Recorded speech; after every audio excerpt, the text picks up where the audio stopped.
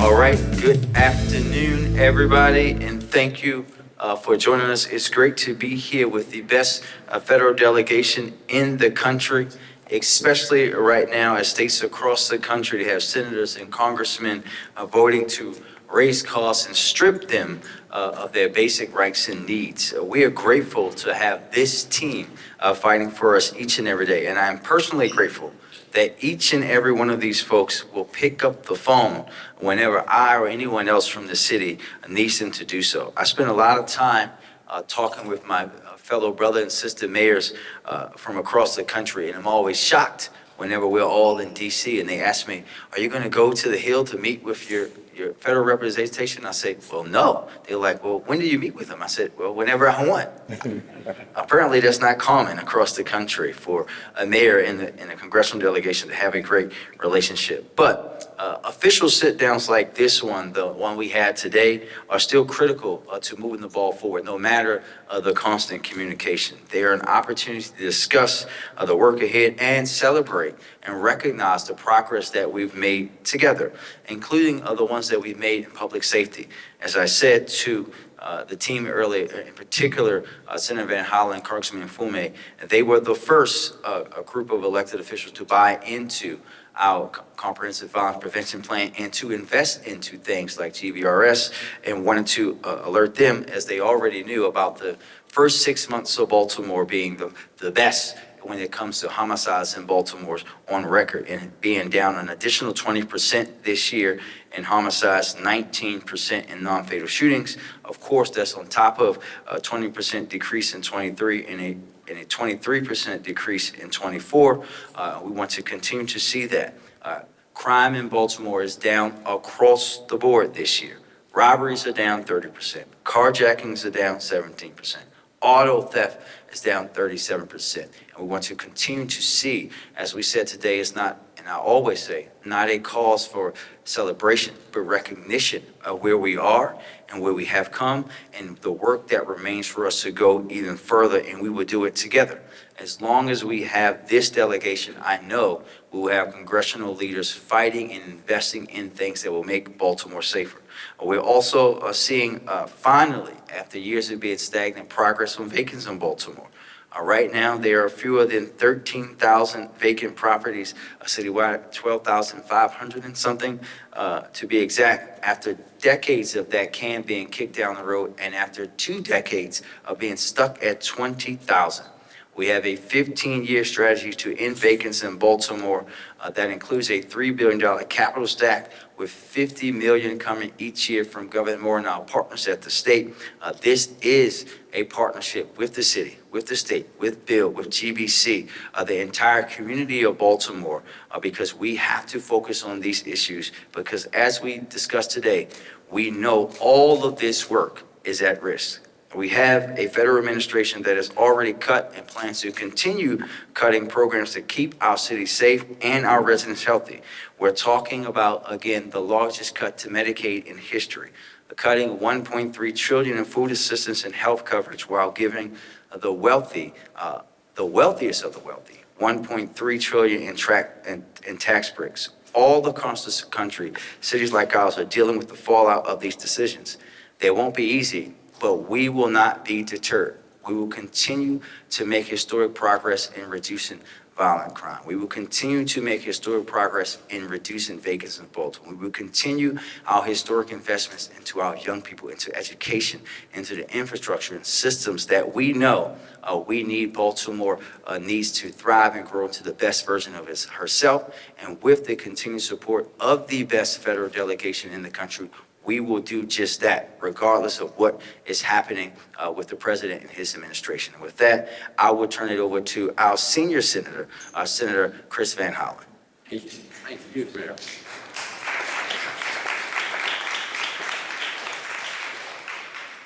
Well, let me start really on behalf of the delegation. You're going to hear from each of us today, but I think we all agree that the mayor has provided extraordinary leadership here in Baltimore City. So we want to start this press conference the way we started our meeting, by thanking you, Mr. Mayor, and your team for the extraordinary progress. And we are proud to be partners in progress with you, because I think we all recognize that we've got to work very closely together to make sure that the city succeeds, that the state succeeds, that our country succeeds. So thank you. And when it comes to public safety, as you indicated, we had a strategy. You had put together a plan.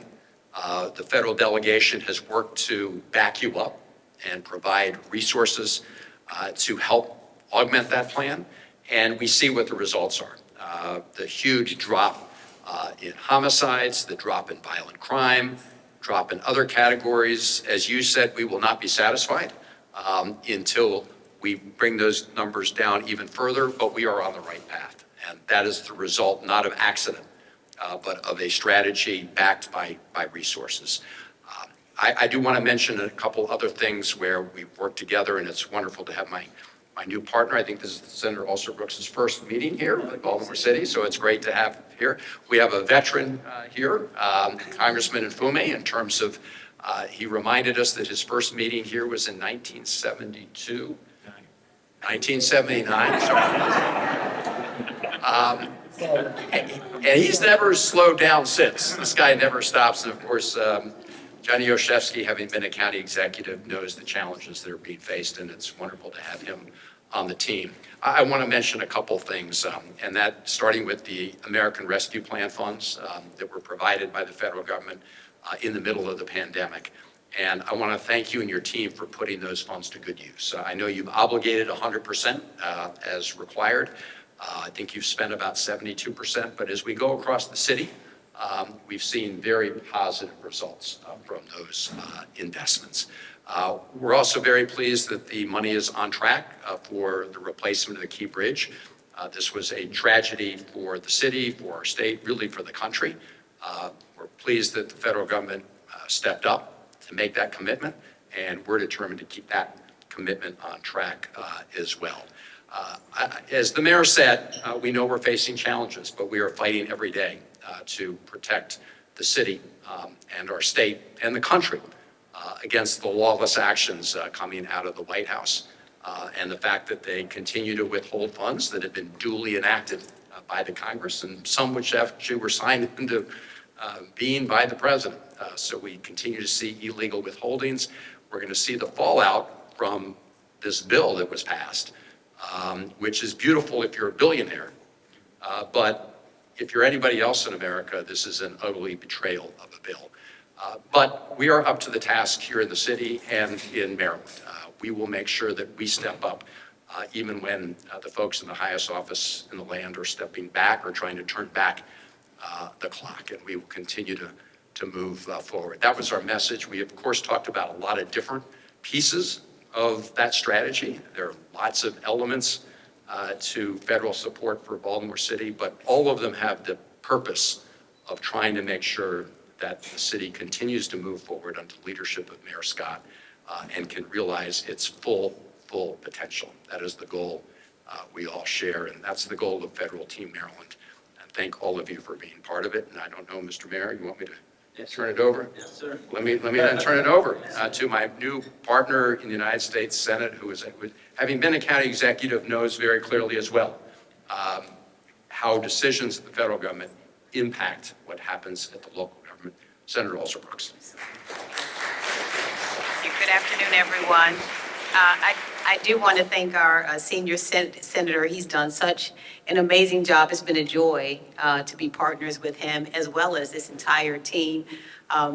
Baltimore has a super bad mayor. That's what I have to tell you. He is an incredible leader. Mayor Scott has done just an incredible job, and want to thank him and his entire team. It was a real pleasure to meet with his team today. I want to compliment him and really compliment all the leaders in Baltimore City who have just done a tremendous job. I also want to say how inspired I continue to be by Congressman Mfume, who's been a friend for many, many years. I first met in 1992 when he was working there as a congressman, and just have continued to be inspired by him. And so we are a team. And what I really want to communicate today is that we are working as a team to ensure that we continue to really attend to the needs of all of our citizens and residents. I think the mayor has done something that is really noteworthy in this moment, in that he has, I believe, remained really steadfast and fixated on the needs of the people of Baltimore City. No matter the chaos that is happening all around, the strategy that has really been employed here is one that I believe really does deserve so much credit. He's ensuring that the economic viability of this city continues to be at the forefront of the agenda.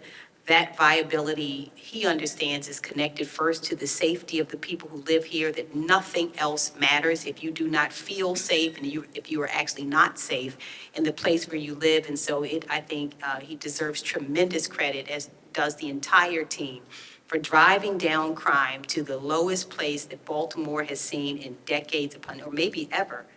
It has been really amazing to watch.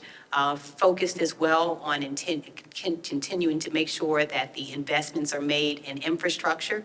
I'll continue to work along with our senior senator as well as the rest of the delegation as a member of the Environment and Public Works Committee.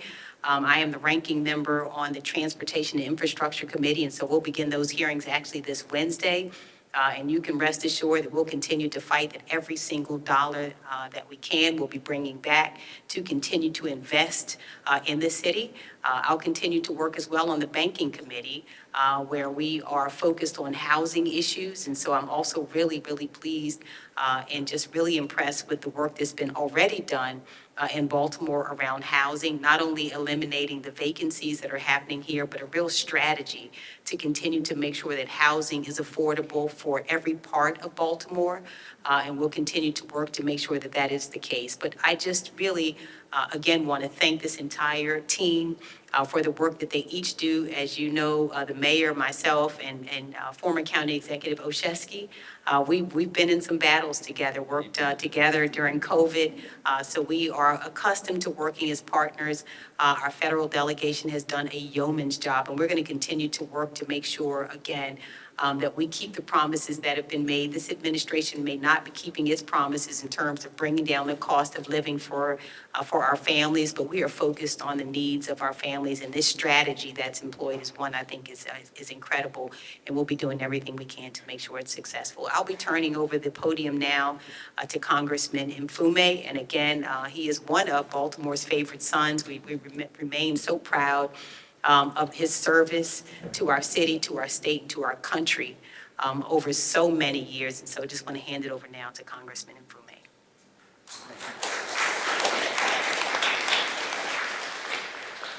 Thank you, Senator Alsobrooks. It's a pleasure, obviously, to be here with both you and our senior senator, and to be here with Johnny O, my shotgun rider in the House. I know you don't remember stagecoaches, but every stagecoach had a shotgun rider.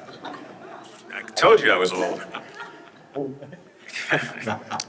Couple of things. I'm going to be deliberately redundant, so I hope that you would bear with me. Number one, we are here out of our profound respect and admiration and desire to work with Brandon Scott, the mayor of the city, who has come into office years back with a vision, was never deterred by it, continues to find a way to talk about the best of Baltimore and to fight back and to bring communities together and to stand before people who may not agree or those who do agree and argue why this city is still going to be its greatest no matter what, no matter who's in the White House and no matter who controls the Congress. That in and of itself is significant. Brandon, I told you, you're like my political godson.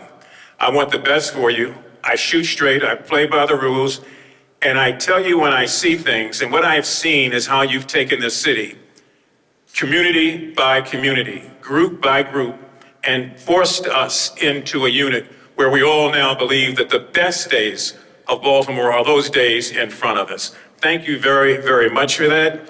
Members of the press, you should know this was a great meeting with the mayor and with his team. We dealt with and listened to and learned about a number of issues. We were all familiar with the significant reduction in crime. And you can't say that enough. And I would just caution people not to think that this was this year versus last year and look at it in those terms. These numbers have been coming down every year since. And this violence reduction strategy clearly has worked. We talked about infrastructure projects here in the city and how they're going to be impacted by what's happening in the White House and what is happening in the Congress. We know that the community groups that are alive and well and working to do what they have to do can't simply do it alone, whether it's Elevate or whether it's the Baltimore Housing Commission or anything else. These are people who give every day and who need support. And we talked about also how we find a way in Washington where we are in the minority in terms of the House and in terms of the Senate to force issues, to slow down the bad things, and to continue to elevate things that mean so very, very much to all of us. My congratulations to the police commissioner for his work, the housing commissioner, and all the others that are part of this team. And Chris Van Hollen was right. It was 1979 when I first walked into this building and took a seat upstairs in the mayor's office. I was a young rebel-rouser, I guess. William Donald Schaefer was the mayor, and we argued and we fought and we went back and forth. And I've seen and worked with every mayor since 1979. The reason why I say that is not to say that one was good or one was bad. I say it because we've got one that is a true leader here and is inspiring people every day to be leaders themselves. And so when you go into communities and you see young people clamoring to meet the mayor, when you go to a nursing home and you see seniors wanting to touch his hand and to tell him what they feel, it's because they believe in him. And so we are here at a difficult time. You know, this administration has cut Medicaid funding by millions and billions of dollars. It's going to affect all of us, but it's going to particularly affect people here in Baltimore City. It's going to affect those of us who have relatives in nursing homes that won't have the ability to take care of them anymore. It's going to affect children, small children, pregnant mothers, and others who are trying to feed their children. And you know, this is where I draw the line with this administration. We can't punish children who are hungry because we don't like the politics of the city or the people or the parents. When a child cries at night, he's not crying in black or white or Asian or Hispanic. He's crying and she's crying in pain. And so the work to try to restore these funding cuts is going to be a tough, tough task.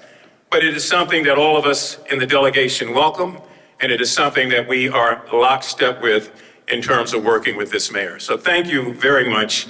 It's my pleasure to bring up Johnny O, who all of you will know from Baltimore County, but he's so much more than that now.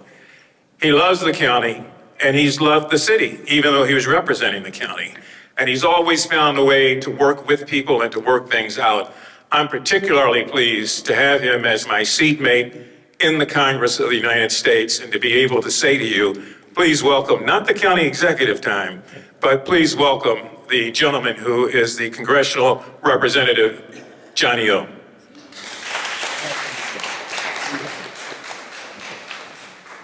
And what an honor it is to be the shotgun rider to Kwesi Mfume.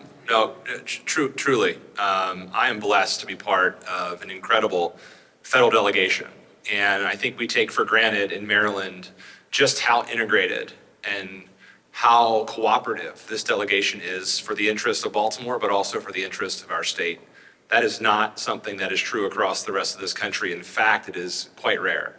And so I'm lucky to have an outstanding partner in representing Baltimore City in Kwesi Mfume, someone who has poured his soul and heart and life into representing this city in the same way that our mayor has poured his life into this city.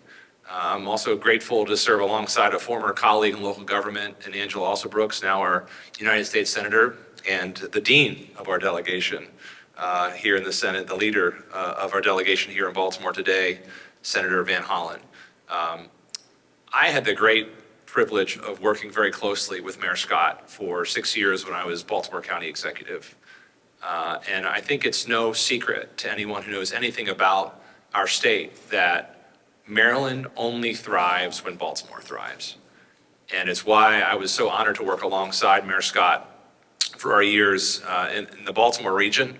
And it's why, as a member of Congress now, it is a great honor indeed to represent not just the county, but also the city on Capitol Hill. And it has been so rewarding to work alongside and see the work that Brandon and his team have accomplished. And the meeting today, I think, encapsulated a lot of that work and that passion in historic reductions in homicide rates, in historic reductions in vacancies across Baltimore City, in investments that are happening in public health and in community revitalization. Mayor, it is an honor to work alongside you in this, and I know I speak on behalf of the delegation when we applaud you for the leadership and tenacity you have brought. And I think it's a tenacity that we're going to all need.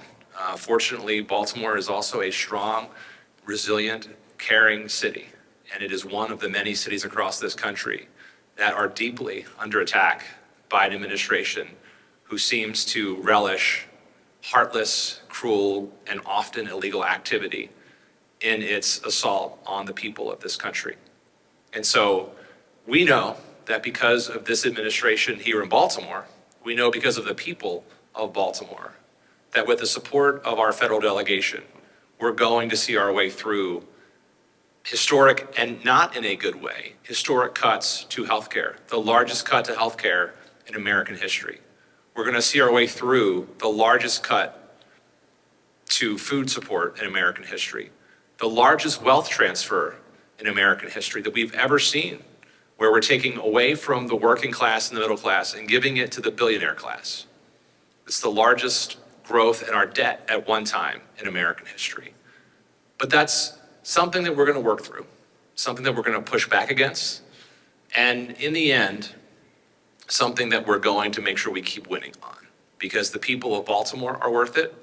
The people of this country are worth it. And so we are grateful as a delegation to have you, Mayor, leading the charge here in the great city of Baltimore. We will continue to stand alongside you in the years ahead and continue to deliver for the people you represent and that we all have the honor of representing alongside you. With that, I will turn things back over to the Mayor, I believe, for any questions. Thank you.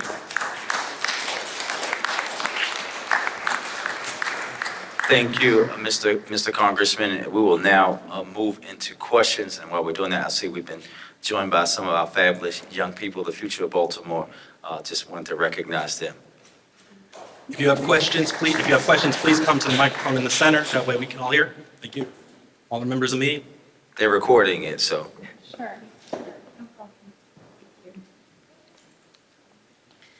Hello, Janae Wright, WMAR2 News. I just wanted to ask if anyone had any comment about what just was announced today, which is that Maryland is joining 24 other states in suing the Trump administration for freezing $6.8 billion in education grants just weeks ahead of the next school year. Anyone have any comments about our state joining that?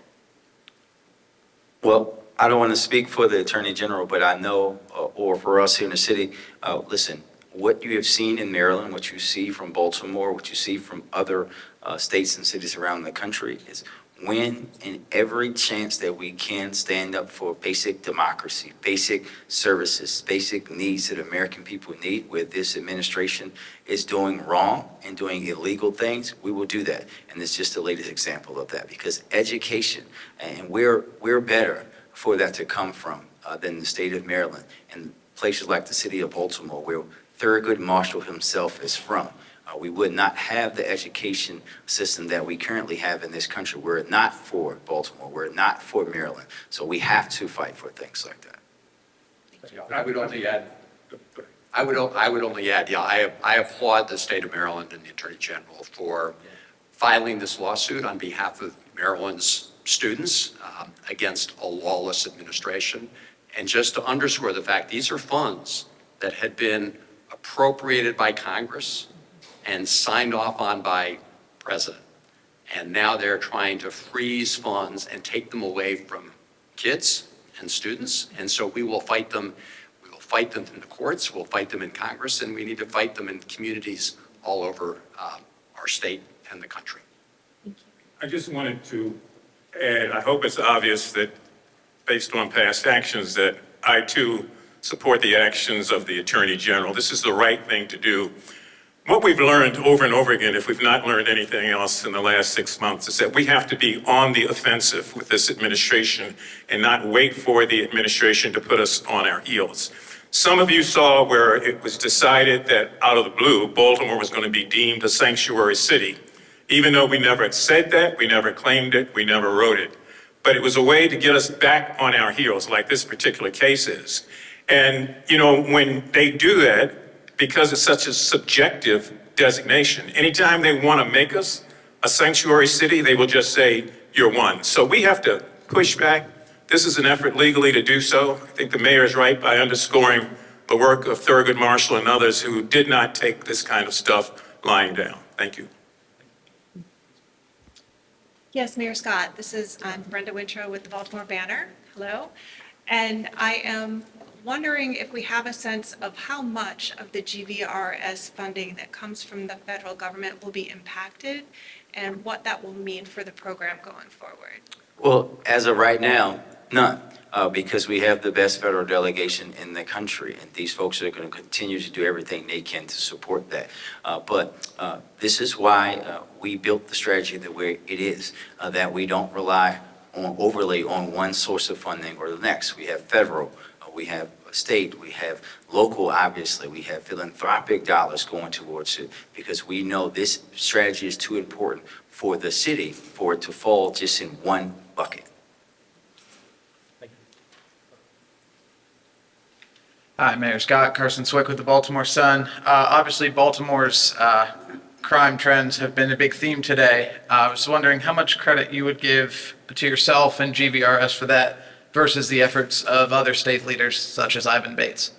City leaders, I should say. So I guess you had it right. It's the state's attorney, not the city attorney. You had it right. So again, we have to understand. So Carson, I know you're new to Baltimore, so let me just explain to this. We are a team. All of us are a team, despite some folks trying to point fingers or pick winners or losers or pick reasons or not. We're a team. How this works in Baltimore is that I am the chief executive. It is actually law that I, as the mayor of the city, have to develop the city's comprehensive violence prevention plan. I direct the police officers to go out and do their work. I direct the community violence intervention workers to go out and do their work. When it comes to prosecution, any prosecution done in the city of Baltimore by the state's attorney's office for a gun offense, for drug organizations, for murder, for shooting, for robbery, for carjacking, comes from where? The Baltimore Police Department. And who do they work for? We all depend on each other. Every single case that the state's attorney gets, and they're being able to prosecute those gun cases, those murder cases, those robbery cases, because unlike in the past, we aren't inundating them with silly things like they were doing in the past, where we had our police officers focusing on loitering and people outside urinating and all of these things, attacking the public health crisis of overdose and addiction as it was criminal. Then they are now getting better, higher quality cases, which allows them to get the convictions that they are getting. All of us play a part in this, but I would just say, knowing where you are and where you work for, who you work for, if homicides were up 20%, you wouldn't be asking me if the state's attorney was responsible. You would be saying, Mr. Mayor, what are you going to do? So that is how it works in the city. We're a team. As we laid out at the beginning of this year, where you had myself, the governor, a member from the state's attorney's team, the U.S. attorney, the ATF, the FBI, community violence intervention workers, community members, people from parole and corrections. That is how this works. But all of us work underneath that plan, and every single case that's prosecuted in this city is done through the hard work and on the backs of my police officers, those women and men who do that work, who put their lives on the risk, who build those cases. And I will not allow you or anyone else to disrespect that work. Thank you. Another question for Senator Van Hollen. I was just wondering if I could get your thoughts on the Abrego Garcia case and where that all stands now. Obviously, the Trump administration has said they want to deport him again. Right. So the Abrego Garcia case, and for those who have not followed every detail of the case. This is the Marylander who was essentially grabbed by Trump administration government agents and disappeared to El Salvador, where they put him in a gulag and said that he would never come back to the United States ever. Fortunately, the Supreme Court of the United States, by a 9-0 decision, you don't see many of those, said that they, the administration, had violated his due process rights, and everybody who lives in America, under our Constitution, is entitled to due process, right? They cannot have their liberty taken away by the government without due process of law. So he is now back here in the court system, as many of us argued he should have been from the very beginning. Judge Zinnes, a Maryland Federal District Court judge, had a hearing on Thursday where she was very clear that the Trump administration needs to be straight with the court. There have been people who were fired by the Trump Justice Department because they would not lie to the court. There was a whistleblower action filed in this Kilmar Abrego Garcia case a number of weeks ago. And the whistleblower has lots of internal evidence and email showing that because he wanted to tell the court the truth, he was fired by Attorney General Bondi. That undermines our entire system of justice. So I'm glad it's now before the courts. It's also in a federal court down in Tennessee. But I'm very glad that Judge Zinnes is trying to hold the administration's feet to the fire in the sense that she is trying to make sure that they uphold the law. That has been our goal all along. Thank you. Hi, with Channel 13, and my question's about federal workers and what can reasonably be done to help them, those who are losing their jobs, and we're looking at perhaps another wave now that the Supreme Court has given the green light and the state has a very tight budget. So what can be done to help those federal workers who are losing their jobs in our state? Well, let me just first say that all of us, I think, have been just devastated by the targeting of federal workers. The federal workers of our state are patriots, the men and women who we've all had an opportunity to interface with. And I would dare say this delegation, unlike any delegation across the state, has really seen the disparate impact on the state of Maryland. Our constituents live here, so they're the ones we see there on Capitol Hill who have lost jobs by the tens of thousands. And it should be clear that they're not losing their jobs because they're incompetent. They're not even losing their jobs because of waste, fraud, or abuse. They're losing their jobs because this president has decided that it's important to give tax breaks to billionaires. Now, having said that, there have been a number of lawsuits that have been filed.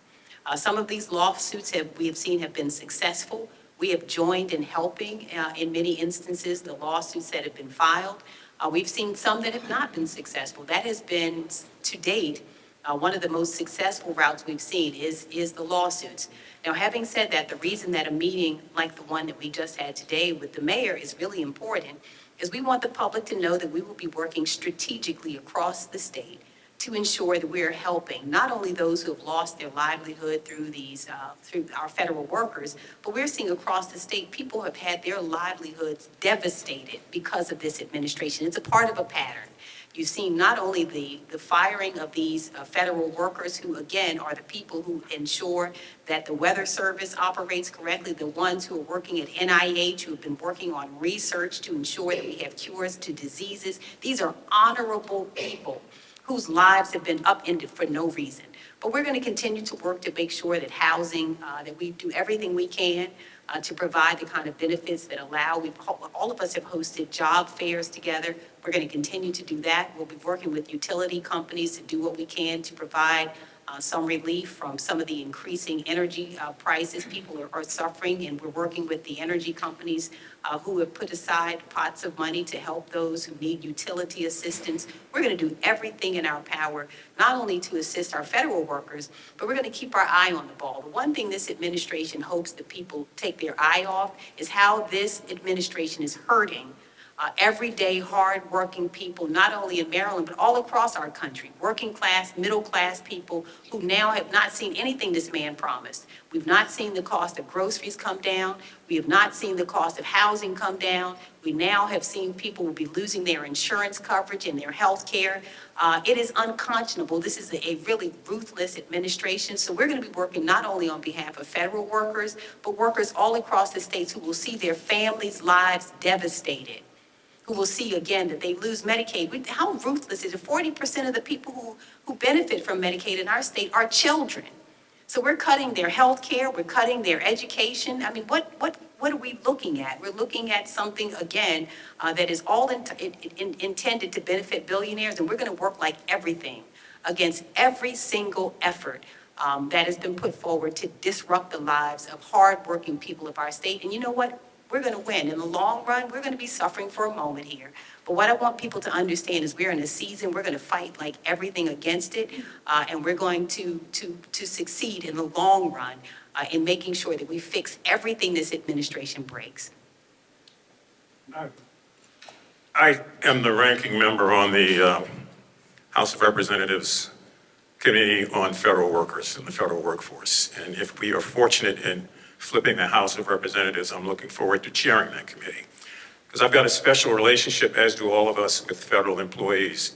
They're our neighbors, they're our friends, they're people that we've grown up with, they're people who are in need, there are others who are making contributions. They're not nameless and faceless, as the Trump administration would have so many people believe. They are real people, 23,000 alone in my congressional district.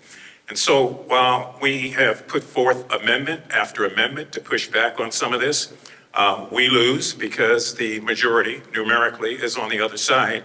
None of them want to break from Donald Trump and from this administration. So we continue to fight. We continue to put forth resolutions expressing a sense of the Congress.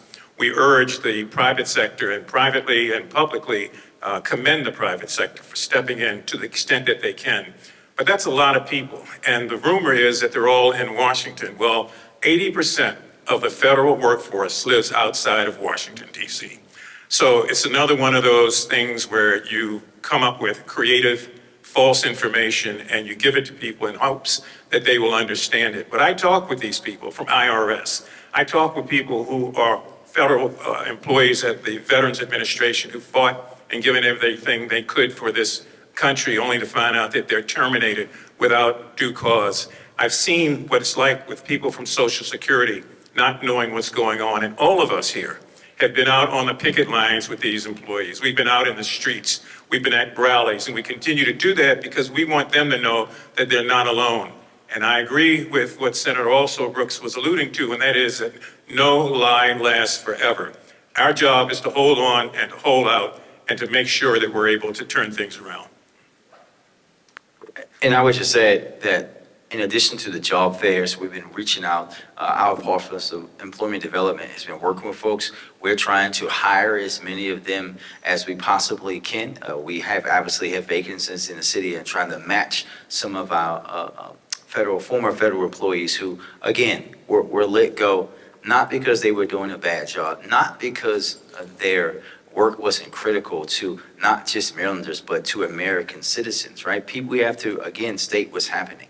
When you think about the cuts to the Weather Service, people's lives are being put at risk just so billionaires can have more money, right? That is the most disgraceful part of this. And these folks were working. They served there. Imagine being a veteran who literally went out, put your life on the line for a country, come back, get a job, doing that again through service, serving your federal government, only to have that job cut.